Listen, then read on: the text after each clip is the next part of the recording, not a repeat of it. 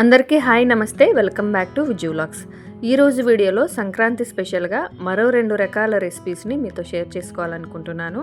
Already పప్పు చెక్కలు, బెల్లం గవ్వలు ఎలా తయారు చేసుకోవాలో వీడియో చేశానండి. ఒకవేళ చూడకపోతే విజయ్ వ్లాగ్స్ ఛానల్లో ఉంటుంది, ఒకసారి చెక్ చేయండి. ఇక ఈ రోజు రెసిపీస్ వచ్చేసి జంతికలు, అలాగే అరిసెలు. ఎన్ని ఐటమ్స్ ఉన్నా ఈ అరిసెలు, జంతికలు ఖచ్చితంగా ఉండాలి కదా. అందుకే ఈ రోజు వీడియోలో జంతికలు, అరిసెలు రెండూ కూడా ఎలా తయారు చేసుకోవాలో చూపిస్తానండి. ఫస్ట్ టైం ట్రై చేసినా కూడా చాలా బాగా వస్తాయి.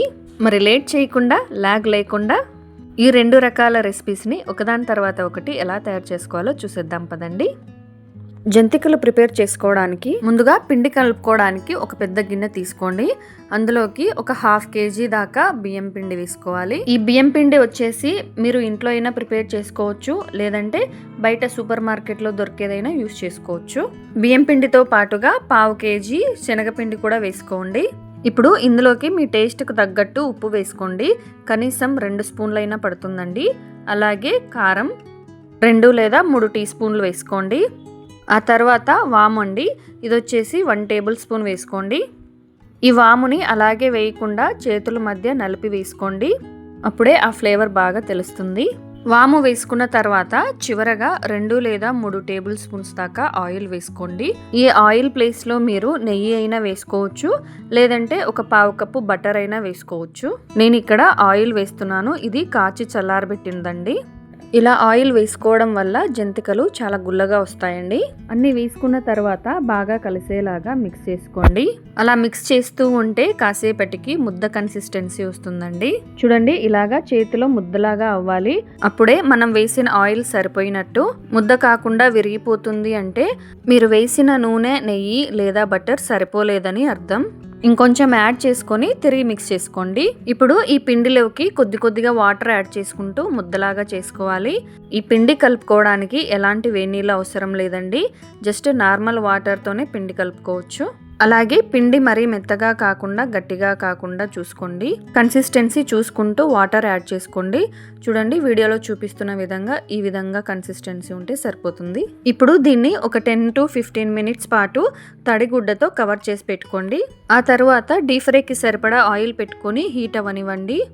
వన్స్ హీట్ అయిన తర్వాత మీడియం ఫ్లేమ్లోకి టర్న్ చేసుకొని ఇలా కారాల చిట్టీలోకి పిండి వేసుకొని ఒత్తుకోవాలి.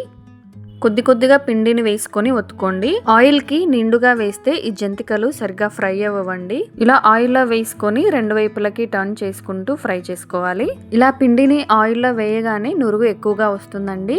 కాసేపటికి ఆ నురుగు కూడా తగ్గిపోతుంది. నురుగు తగ్గిపోయింది అంటే ఈ జంతికలు ఫ్రై అయ్యాయని అర్థం. చూడండి, ఈ విధంగా వేగిపోయిన తర్వాత వెంటనే జాగ్రత్తగా ఆయిల్ నుంచి సపరేట్ చేసి పక్కకు తీసేసుకోవాలి. ఇదే విధంగా నెక్స్ట్ బ్యాచ్ కింద మిగతా పిండిని కూడా కొద్దిగా ఒత్తుకుంటూ వేసుకోవాలి. కంప్లీట్గా మీడియం ఫ్లేమ్లోనే పెట్టి వేయించుకోండి. అంతేనండి, చాలా ఈజీ అండ్ క్విక్గా టేస్టీ అండ్ క్రంచీ జంతికలు రెడీ అయిపోతాయి. వీటిని మెత్తబడకుండా ఎయిర్ టైట్ డబ్బాలో స్టోర్ చేసుకొని ఎప్పుడు కావాలంటే అప్పుడు తినొచ్చు. అరిసెలు ప్రిపేర్ చేసుకోవడానికి ముందుగా ఒక గిన్నెలోకి 1 kg దాకా బియ్యం తీసుకోండి. ఈ అరిసెలకి నాన్ పాలిష్డ్ బియ్యమే వాడాలి. మీకు దొరికితే రేషన్ బియ్యం వాడుకోవచ్చు. ఈ బియ్యం వాడడం వల్ల అరిసెలు మెత్తగా వస్తాయండి. ఇప్పుడు ఈ బియ్యాన్ని వాటర్ పోసుకొని శుభ్రంగా కడిగేసేయండి. బియ్యాన్ని క్లీన్ చేసేసుకున్న తర్వాత తిరిగి ఇందులోకి వాటర్ యాడ్ చేసుకొని 24 గంటల పాటు ఖచ్చితంగా నానబెట్టుకోవాలి. ప్రతి 4 లేదా 6 గంటలకు ఒకసారైనా వాటర్ చేంజ్ చేస్తూ నానబెట్టుకోండి. ఇలా నానబెట్టుకున్న బియ్యాన్ని స్టెయినర్లోకి వేసుకొని నీళ్ళన్నీ వంపేసేయండి.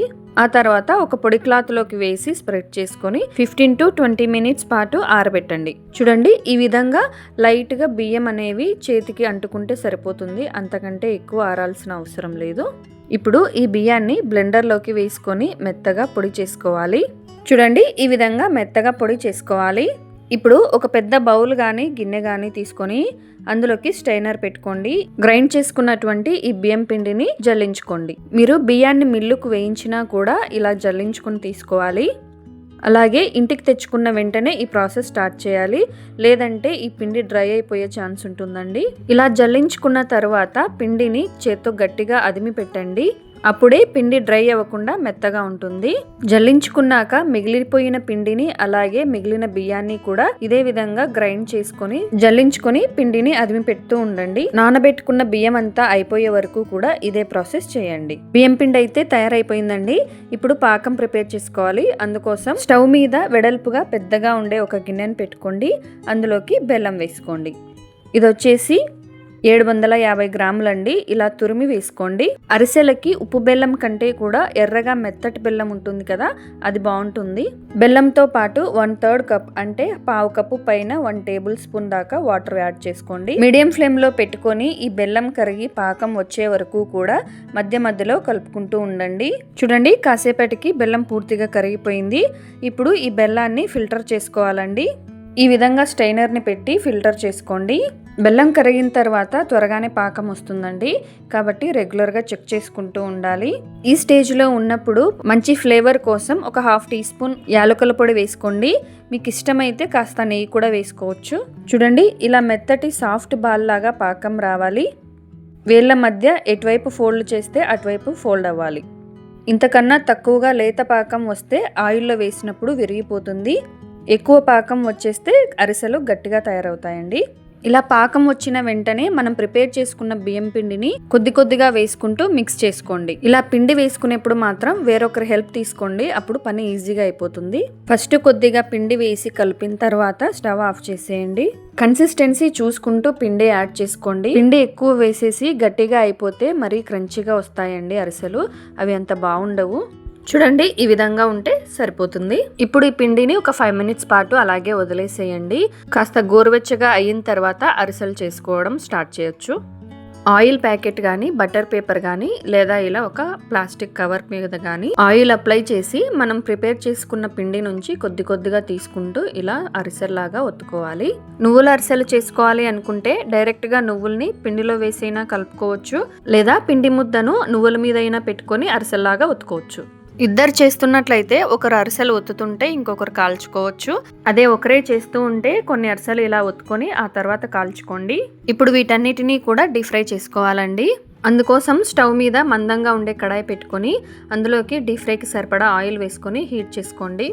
వన్స్ హీట్ అయిన తర్వాత మీడియం ఫ్లేమ్లోకి టర్న్ చేసుకోండి. ఫస్ట్ ఒక చిన్న అరిసెను వేసి చూడండి, అప్పుడు ఆయిల్ హీట్ తెలుస్తుంది. చూడండి, అరిసె విరిగిపోకుండా పైకి తేలింది అంటే పాకం కరెక్ట్గా ఉన్నట్లు అనమాట. మంట ఎక్కువ తక్కువ కాకుండా కంప్లీట్గా మీడియం ఫ్లేమ్లో పెట్టి ఈ అరిసెల్ని మొత్తం డీప్ ఫ్రై చేసుకోవాలండి. ఇప్పుడు ఒక్కొక్కటిగా వేసుకుంటూ అన్ని అరిసెల్ని కూడా డీప్ ఫ్రై చేసుకోవాలి. అరిసె వేసిన తర్వాత కాసేపటికి పైకి తేలుతుందండి.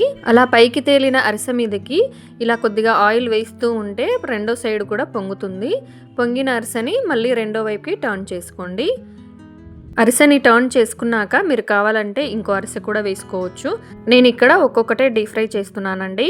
ఈ విధంగా రెండు వైపులా కాస్త గోల్డెన్ షేడ్ వచ్చిన తర్వాత ఈ అరిసెని ఆయిల్ నుంచి తీసేయండి. ఒక గరిటెని యూజ్ చేసి ఇలా అరిసెను లైట్గా ప్రెస్ చేస్తే అరిసెలో ఉండే ఎక్స్ట్రా ఆయిల్ అంతా బయటకు వచ్చేస్తుందండి. అప్పుడు ప్లేట్లోకి వేసుకోండి. ఇదే విధంగా మిగతా పిండినంతా కూడా అరిసెల్లాగా ఒత్తుకొని డీప్ ఫ్రై చేసుకోండి. సో చూసారు కదండి, జంతికలు అలాగే అరిసెలు రెండు కూడా చాలా ఈజీగా ప్రిపేర్ చేసుకోవచ్చు కదా. అలాగే హాలిడేస్ వచ్చాయి, పిల్లలు ఇంట్లో ఉంటారు కదా, వీటిని చేసి పెడితే పిల్లలు స్నాక్స్ లాగా తింటారు.